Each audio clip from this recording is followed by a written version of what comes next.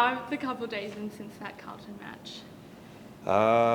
Yeah, obviously they've been good. The players, the Friday night to a Sunday game, off the back of 2 6-day breaks, we gave them a few days off to recover, and they come back in Tuesday, trained well yesterday, a bit of a meeting day today, and then have our main session tomorrow. So looking forward to that. It was a spotlight a bit on that third quarter, so I won't say it was a slugfest.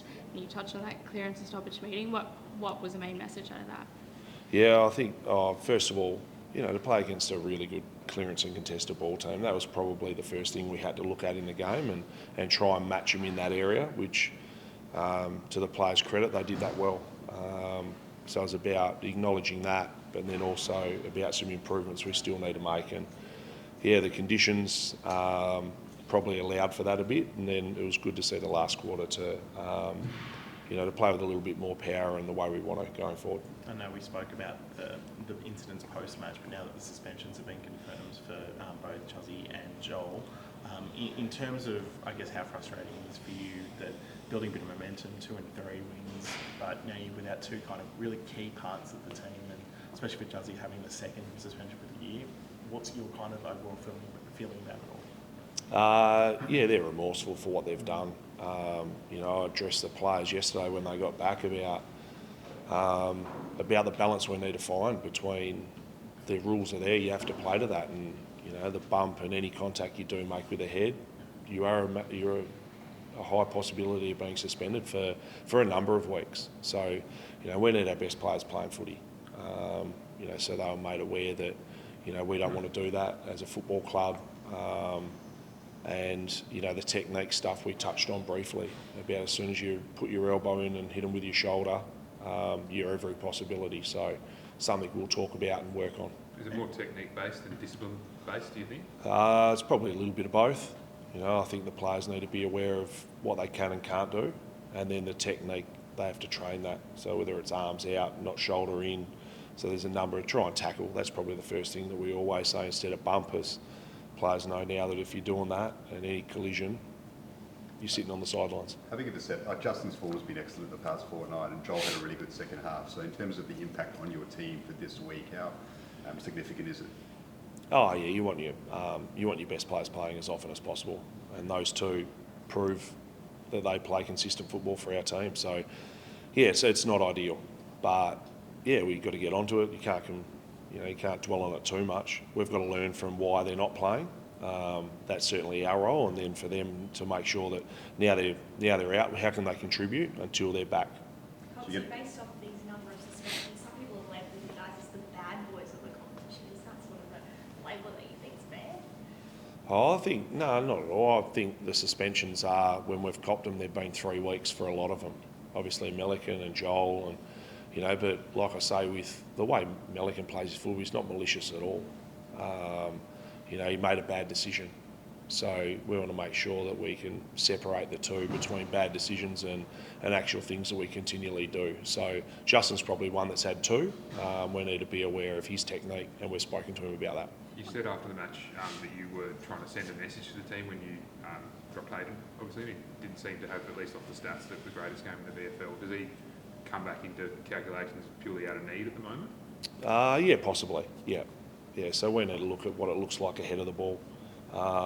Obviously, without Joel there now, as well as Logan. So yeah, and it's not about 1 week going back and dominating that automatically gets you back in the team. It's about understanding that we've got to play a certain way and what's required individually and collectively that you need to do that. So. I've had conversations with him yesterday. I'll do again today, and we'll see how training goes tomorrow. Callum Mills back in this week? He's got 1 more session. If he gets through the session, he's playing. So that's probably the great thing about Callum now. He played extremely well in the restricted minutes that he had on the weekend. There was always a plan last week. Wait to that, tick that off. He got through yesterday. Yeah, he gets through tomorrow. He lines up for us, which is great. Been a while really excited. You've sort of had premium Callum Mills in the AFL side. How much of a boon is that to have a player of his calibre in good nick as well come straight in? Yeah, I think we've also got to understand Callum hasn't played a lot of AFL footy the last 2 years. So the expectation is for him to come and contribute to the football team, not to be the best player on the ground. So, you know, we've got to make sure that, you know, he knows his role. He'll play that really well, and he'll build as the weeks progress. So, yeah, let's get through one more, and it'll be good to have our captain back. Do you think Taylor's also in the mix as well to potentially get caught? Yeah, he will be. Yep. Yeah. So, you know, we've got to have a look at how many come out and who we bring in. Obviously, Ollie was sub last week as well, so we've got to look at that dynamic. But yeah, he played, you know, did what he had to do on the weekend, and it was good to actually watch the first half before our game and watch both of those guys go at it and, you know, rally against a Carlton VFL team. How is Aaron Francis? Obviously, I know it's the second concussion he's had this season. He had one sort of in the VFL Yeah. practice match earlier this year. I mean, how is he doing and sort of what time frame are we looking at? Is it just the standard protocols at this stage? Yeah, at this stage it is. He's going okay, and the thing with concussion is as soon as you go in protocols and you step up your exercise each day, it sort of tells you how fast you can quickly go to the next day or the next stage. So we're going to be really cautious with that. You know, we always have been. We understand the welfare of the player is at the forefront, and Aaron's no different, but so far he's going really well. He obviously leaves another bit of a hole in defence that you need to try and cover. Is it a sense of you want to try and find someone with a similar height who can carry a bit of that, carry one of those taller forwards down back, or was he because he was almost playing as that second defender on Harry Mackay for a bit of it, or do you feel confident that someone like a Ben Patton can come in and fill a similar role if you want a balanced defensive line? Yeah, I think, and that's you also got to look at your opposition. You know, obviously last week had a couple of really big keys. You know, so Melbourne, what they do with Van Ruin, Fritz was sub last week, so there's a number of looks that they can get ahead of the ball. So we'll prepare for all of them, and that'll factor into the decision we make for who we play back there. Team Melbourne have been tagging recently. Chad and Isaac get tagged most weeks anyway, but the way you've been using them forward, sending one deep forward, how advantageous is that in terms of breaking up that tag potentially for both of them? Yeah, I think, you know, most sides certainly look at a couple of those players like we do to the opposition as well. And, you know, I think the luxury you have with Isaac and with Chad is their ability to have an impact when they go forward, and they do it differently.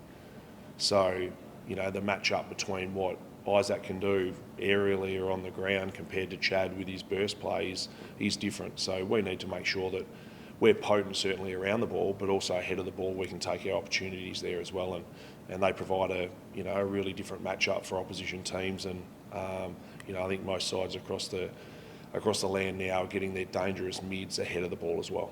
Brodie's obviously been in really good form the past couple of weeks as well, but probably no bigger challenge at the moment in the league than coming up against Gorney. I mean, as a former ruckman as well, you must relish the idea of someone who's going into this, okay, how can I tactically create a bit of a matchup where we can give Brodie a bit of an advantage over someone like Max? Oh, he's a phenomenal footballer. You know, and I think that what he's shown probably the last month especially, he's been as dominant as any player in the competition. Max I'm talking about. You know, you see late in the game what he can do when the team needs him. He lifts the Melbourne Football Club. So, you know, we're aware of that and the magnitude that he has on that football team. But they've got damaging players across the whole park, and Brodie's been in really good form. So, you know, but against Max he needs to be again. So it's an exciting battle I'm looking forward to. Obviously, track was pretty instrumental for them last week. Do you reckon it makes sense to line up? Yeah, obviously the ability for what he does, certainly around the board, he's built into the year really well. It's his 200th game. So, you know, we need to be aware of what he can do, you know, obviously through the middle of the ground, but also ahead of the ball. So we'll have a number of plans into that, as well as Rivers that's gone on ball. What does Clayton do? So, yeah, they've got some damaging players, but Petrarca's certainly at the top of that. Do you know, and not a tragic note, but obviously the news of your premiership teammate came about after your game on Friday night. Yeah. Just how did it hit you, the Adam Selwood tragedy? Obviously you've got close connections. Yeah, it was a tough weekend. For the, you know, obviously the Selwood family, for the footy club, and also a lot of, us close mates to Adam. We spent a lot of time together. So yeah, devastating to see that, and obviously to Marie and Bryce and the Selwood family, but also to Fee, and Lenny and Billy and the immediate family there. There were some tough conversations on Saturday you had to have, which you never want to have. There's been suggestions that, I don't know, what more the game can do in terms of the mental health space. There's been talk of a mental health round. I know a lot of ex-players struggle after footy. Yep.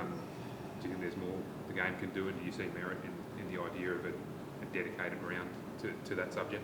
Oh, I think there's always continual growth in everything, and mental health's been a huge area that has grown, but also so's the awareness, but also the support behind it. As a football club and as a football industry and a society in general, having people talk more about how they are feeling certainly would help that. And for men, that's probably the toughest thing to do, and not probably the most known thing. So, the conversations you have to have. I've certainly learned over the short period recently that you might think things are going well, but you don't actually know. So, yeah, the more the awareness comes to that, the more opportunity that it is put in programs as much as possible, can hopefully avoid it as much as possible as well. How much does it sort of develop that space Oh, since you were huge. a player? Yeah, huge. We have welfare people, we have sports and clinical psychologists that actually look after the player, the person, before the player. And I think that's, that has to happen. And the support, we give, the AFL give, is available to anyone, partners, families, the actual person. So, there's a bit there, but still a lot of work to do. Just on the match this weekend, obviously the team gets to go back to the MCG for the first time, I think, this season. So do you sense that there's a lot of players relishing this chance to, obviously, I think, one of a couple of games that you get to play there this year, that hopefully will be a chance to get a bit more familiar with surroundings again? Obviously a lot more younger players in the team than maybe this time last year as well, that obviously it's where you need to go to win at the end of the year as well. Yeah, the players love playing there, and I think they're excited to go back there. I certainly am. I can't wait. It's a phenomenal stadium, and as you mentioned, it'd be great if you get more opportunities to play there. The couple we have, we've got to make the most of.